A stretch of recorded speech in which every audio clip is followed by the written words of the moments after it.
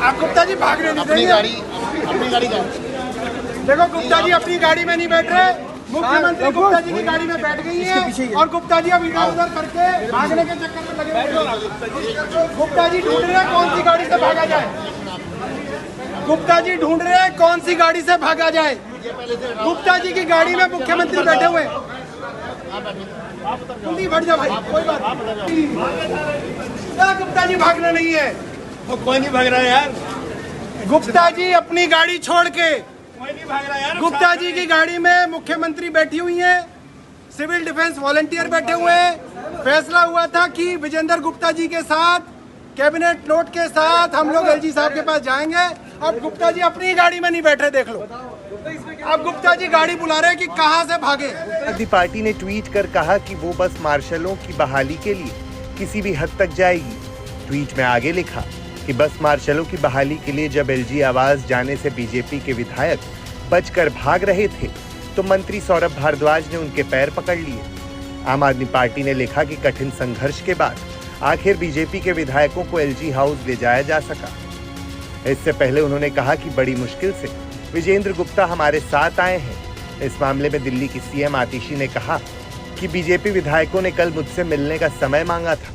हमने उनसे मुलाकात की और उन्हें इस मुद्दे के बारे में समझाया कि ये एलजी के अधीन आने वाले सेवा मामलों के 3 तारीख को एलजी साहब से मुलाकात कर एक बार और हमेशा के लिए बस मार्शल्स का जो संघर्ष है उसको पूर्ण विराम देने के ऊपर सहमति बनी थी। श्री सौरभ भारद्वाज जी ने पत्र के जरिए एलजी साहब से समय भी मांग लिया है। तो सौरभ जी ने चिट्ठी लिखी है, माननीय उपराज्यपाल महोदय, कृपया संलग्न दिल्ली विधानसभा का संकल्प देखें, जिसे दिल्ली विधानसभा में भाजपा और आपके विधायकों द्वारा सर्वसम्मति से 26/9/2024 को पारित किया गया। हालांकि इस प्रस्ताव की प्रतिलिपि आपके सचिव को भी दी गई थी, लेकिन अभी तक आपके कार्यालय ने माननीय विधायकों और सरकार के माननीय मंत्रियों के साथ बैठक के लिए कोई समय नहीं दिया। 29 फरवरी 2024 को भी एक संकल्प पारित किया गया था मेरे ही द्वारा, उस पर भी अभी तक कोई ठोस कार्रवाई नहीं हुई। हजारों गरीब मार्शलों के परिवार बहुत विकट स्थिति में, इसलिए कृपा कर जल्द से जल्द समय दें। हम एक बार फिर से भारतीय जनता पार्टी से एलजी साहब से कहना चाहते हैं, इस बार दिवाली से पहले यह तोहफा बस मार्शल्स के परिवारों को दें हम, ताकि वो भी खुशी खुशी अपने घर में दिया जलाएं। पहले भारतीय जनता पार्टी एलजी के जरिए अधिकारी पर दबाव बनाकर उसके सैलरी को रोक दिया, फिर नौकरी से निकाल दिया। लगातार transport minister, finance minister, chief minister के कहने के बावजूद नौकरी की बहाली नहीं हो पाई। तो विधानसभा में सर्वसम्मति से, इसमें भारतीय जनता पार्टी के विधायक साथ सभी विधायक ने सर्वसम्मति से तय किया था कि 3 तारीख को एलजी साहब के यहाँ मीटिंग होगी। मैं उम्मीद करता हूँ कि एलजी साहब समय को देंगे। उन्होंने कहा विधानसभा से प्रस्ताव पास कराओ, हमने विधानसभा से प्रस्ताव पास कराया। उन्होंने कहा प्रस्ताव की कॉपी दो, हमने प्रस्ताव की कॉपी दी। उन्होंने कहा प्रेस कॉन्फ्रेंस कराओ, हमने प्रेस कॉन्फ्रेंस करी। उन्होंने कहा एलजी हाउस चलना है, वहाँ पे इकट्ठे हो जाओ, हम वहाँ पहुँचे, भाजपा के लोग वहाँ नहीं पहुँचे। अब उन्होंने कहा जी दोबारा हम एक प्रस्ताव लेके आ रहे हैं, उस पर आप सहमति दो, हमने उस प्रस्ताव पे सहमति दी। तय हुआ विधानसभा के अंदर कि 3 तारीख को 3 अक्टूबर को एलजी साहब के पास जाना है और उनकी नौकरी की बहाली करानी है।